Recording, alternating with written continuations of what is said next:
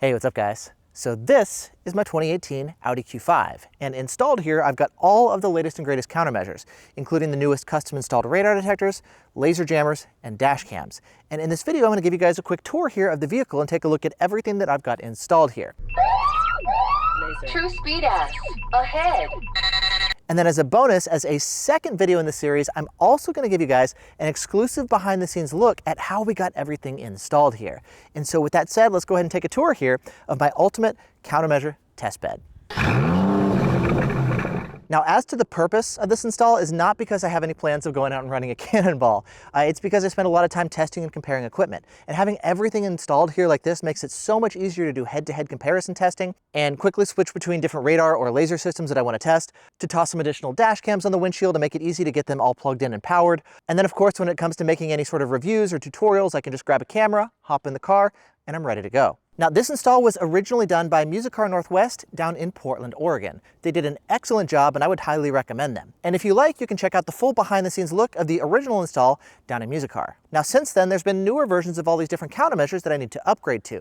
And for the upgrade, I found an installer that was closer here to home in the Seattle area, Systems Unlimited over in Bellevue, Washington. And in fact, this is now the second time that they've helped me with getting this car upgraded. And when it comes to a big project like this that has so much equipment going in, there's really not a lot of good installers that I would trust to have work on my car. And so if you're looking for a good quality install on your car as well, I would definitely recommend Systems Unlimited too. I'll put their information up on screen and link to them down in the description too. And now for the fun part, let's take a closer look at all the equipment that's installed here in the car. Now, as I mentioned, there's going to be a lot of equipment that's in here. And so if you want more information about anything, or if you'd like to purchase some of this equipment, I'm also going to have links to everything that I talk about here in this video down in the description too.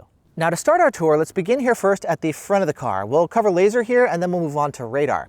Now, as for the laser jammers, most of them are going to be installed here in the grille behind these removable covers. And if we remove this cover here that's made of smoked acrylic, it's the same material that's used for like the laser jammer heads themselves. They're designed to let the light pass through in both directions so the laser jammers can actually see the incoming laser beams and fire back. And then we just kind of like cover it up like this for aesthetic purposes to have them a little bit more hidden and stealth.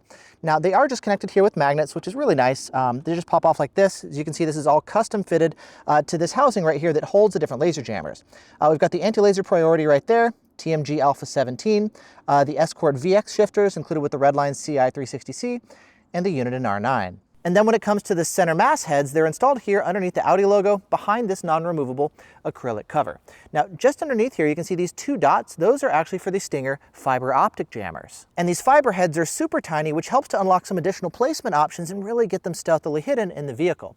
And unlike the traditional laser jammer heads, again, because the Stinger heads are so tiny, that gives us additional possibilities to get the heads installed even closer to the headlights. And so we went over a lot of options as far as like exactly where we should place them. We looked at maybe going there or here in this part of the grille or over there or even right here in some of these panel gaps. But after a lot of discussion with the installers and with Stinger, we settled on installing the side heads right here underneath this like removable cover, which I think are used for headlight washers, which are not installed here in my car. And if you take a closer look here at these side heads, you can see there's just two of them right here, one for transmit and receive. They do need to stick out slightly a little bit just to ensure that they're not recessed into the car, especially because the bumper does kind of curve back a little bit here. But having the smaller heads does open up a lot of possibilities for additional, perhaps more optimal placement options. And right as I was getting everything installed, Stinger actually released an updated version where the brass parts have actually been replaced by a darker, grayer part. And then on the radar side, if you take a look down here at this lower air intake, this is where you're going to find most of the front-facing radar detector antennas. And from left to right, you'll find the Redenso RCM, the Escort Redline CI 360C, the NetRadar DSP, and the Uniden R9. And as for the Stinger radar detector, that's actually installed right here behind this removable plastic cover. And if needed, I can always remove the cover here like this and access the Stinger antenna right there. This is their new S850 antenna, and as you can see, we've got it installed in such a way where it's just peeking out behind this open area here. If I want, I can test with the cover on and off, though in previous testing we found that this cover doesn't seem to impact performance. Then moving on to the rear of the vehicle, things back here are largely unchanged. It's mostly just kind of like refreshing stuff to the newest versions, replacing some equipment that had died. There are some changes up on the dash cam side, which I'll get into here in just a bit. In terms of laser, I've got the ALPs installed back here, 2 regular plus a TX in the middle. They're kind of my favorite like standalone laser jammer. I've run them for many years, kind of tried and true. The ones up in the front are just for comparison testing. The ones here on the rear, they're the ones I really run day to day. These head covers are still removable, so I can kind of slide them off like this here for testing. If I want to test just with the covers on or off, and then when I'm ready, I can just kind of slide them back on like this. The TX head right here is uncovered. My previous one had died, so we replaced it with just a replacement TX black. I have had some ALP head failures over the years. It's nice that with this one, for example, if it goes down, I've still got the 2 regular ones to function. But now that we've done the install, I just went ahead and replaced that one with a good unit. And then on the radar side, all the radar detector antennas are installed back here behind this plastic bumper. It's nice that it's not metal, so that I can install it back behind the bumper. It's all the same stuff as before, just with the Max CI360, now upgraded to the Redline CI360, and then we added the unit in R9 as well. The Stinger is still just running up with the front antenna only. All the other ones have both front and rear antennas to give me the directional arrows. Next, let's take a look at the inside of the car here, continuing on the radar and laser side. And from here in the driver's seat, this is going to be my main cluster with all the different custom installed radar detector and laser jammer displays. So we've got Escort, Redenso, Stinger, Uniden. We've got CarPlay here for Escort and for Waze. I've got my Android phone here for JBV1 and my iPhone over there for the iPhone apps. Down under here, I've got the controllers and the displays for ALP and for Escort. These hidden buttons also double when this is covered, so I can use this to disable my laser jammers for the ALP. And I got a similar button here for the Escorts or to mute the Escort radar detector. Up here, I've got my windshield mount radar detector. Right now is a V1 Gen 2. Dashcam stuff, which is up here, which I'll get into in just a bit. GoPro, a lot of times I'll run right here, so I can record any sort of windshield mount detectors right there. And of course, there's different power cables for radar, for the GoPro, all that kind of stuff running up here as well. Back behind this display, I've got a powered USB hub, which is nice for plugging in any sort of dash cams for testing, any phones, etc. And while there's a lot of equipment here that's up and running, I never actually run all this stuff at the same time due to interference issues. All the different radar detectors can actually conflict with each other. And here, if I power off the Stinger real quick, I'll show you as this boots back up. This one actually takes a while. Stinger's like a whole computer. But as this boots, you're going to see it's going to start to trigger some KA falses on the other detectors. There you go. So 35.2, for example. And so I can't actually run like all the detectors at the same time because they do start to actually interfere with one another. Same idea when it comes to laser, for example. I can only run one laser jammer at a time because, well, if I'm running a bunch of different laser jammers, then they all start firing and the jammers start getting confused, triggering each other back and forth. And then the laser jammers will start to try to jam the other laser jammers instead of the gun up ahead. And so I only run like one laser jammer in like operation at a time. And of course I can switch between them as needed. And because people always ask, we can go ahead and trigger everything here to radar and laser. We'll start here first with radar. Radar KA.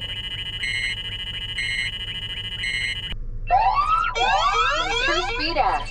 Ahead. Interference detection. Only.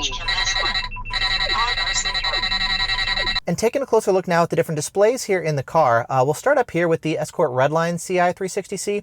We're reusing the Max CI360's display. A lot of the stuff is reusable when you upgrade to the Redline, which is really convenient. And I currently have it running with Wi-Fi disabled. I can use it for like the updates and whatnot, but the Wi-Fi is still broken for the speed limit display and for the cloud alerts, and so I'm falling back actually to Bluetooth to get that functionality.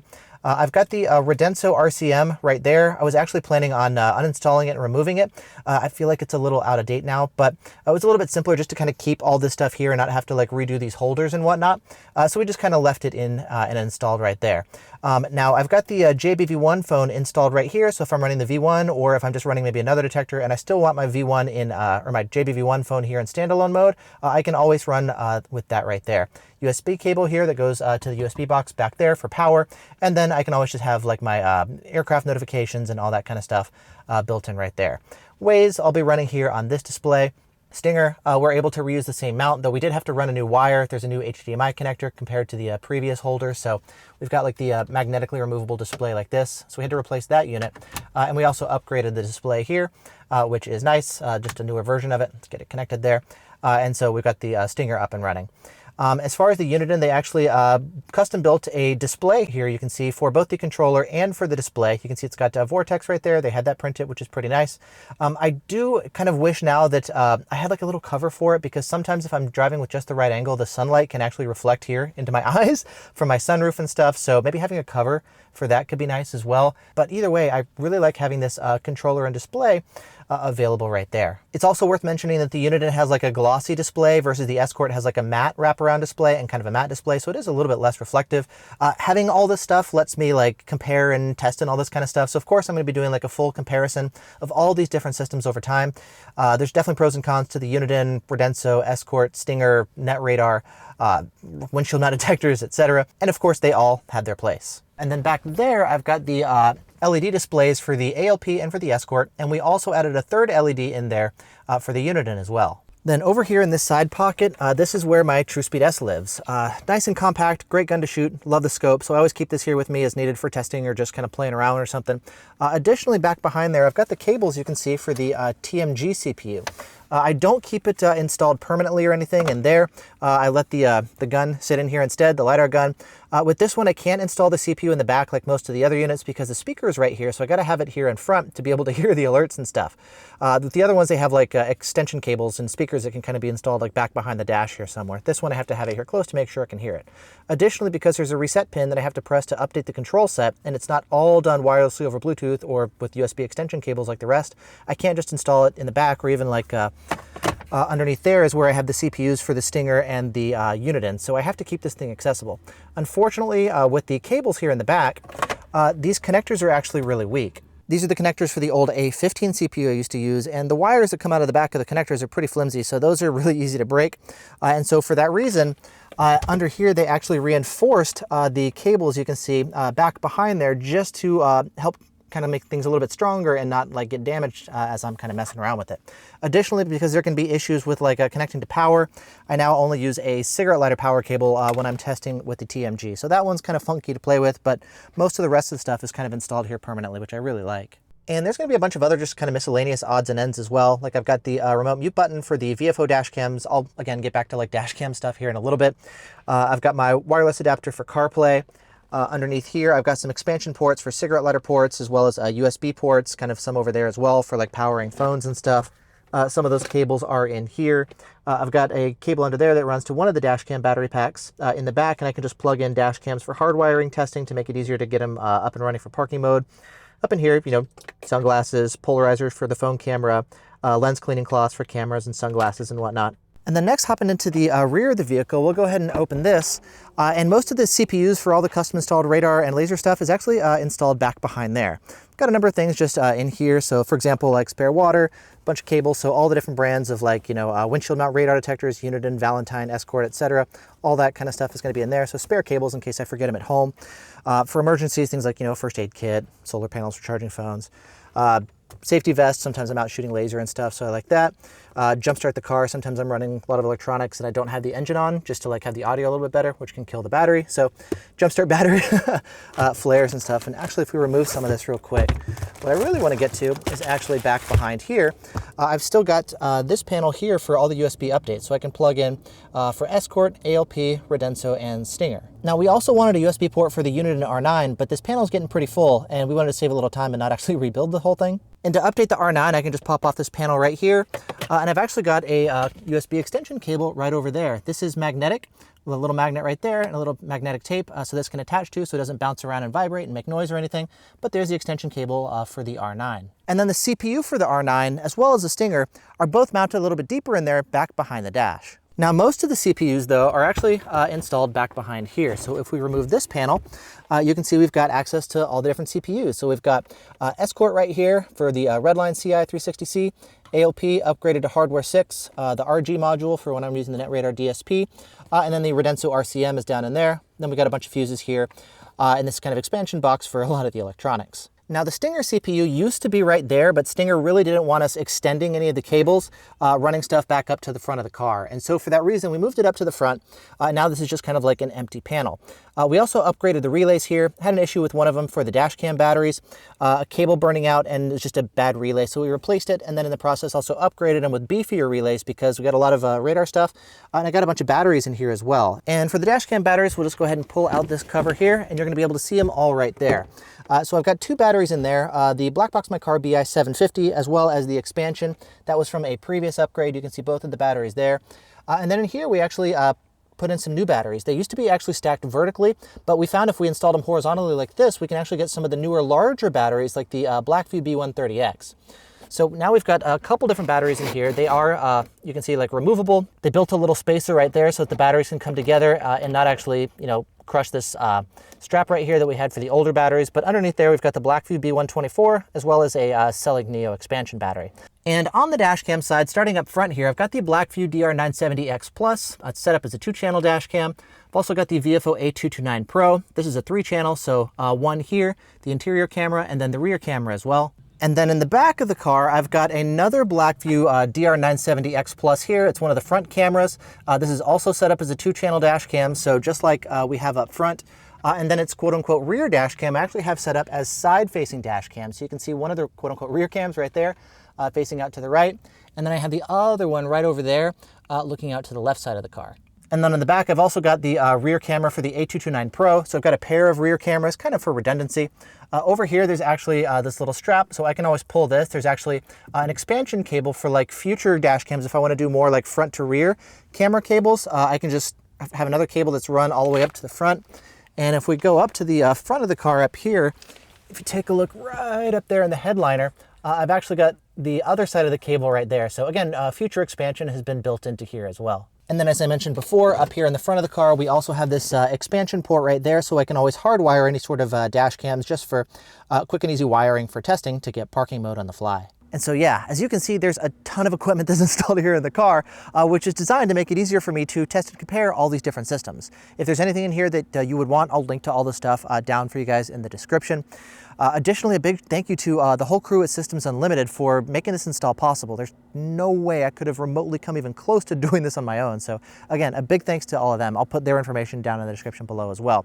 And then finally, the last thing, if you thought that was cool, I was actually at the shop for most of the installation process, documenting it and kind of figuring out all the tips and tricks and seeing exactly how they accomplish something like this. So if you're curious to see what it takes to do an install like this, if you want to learn from like the professionals to see how they do it, stay tuned for part 2 of this video where I'm going to give you guys a behind the scenes look as far as pulling all the old equipment out, upgrading to all the new equipment, doing the wiring, doing the housings and mounting and whatnot. There's a lot of stuff that I want to share on that end as well. And so with that said, again, thanks so much for watching.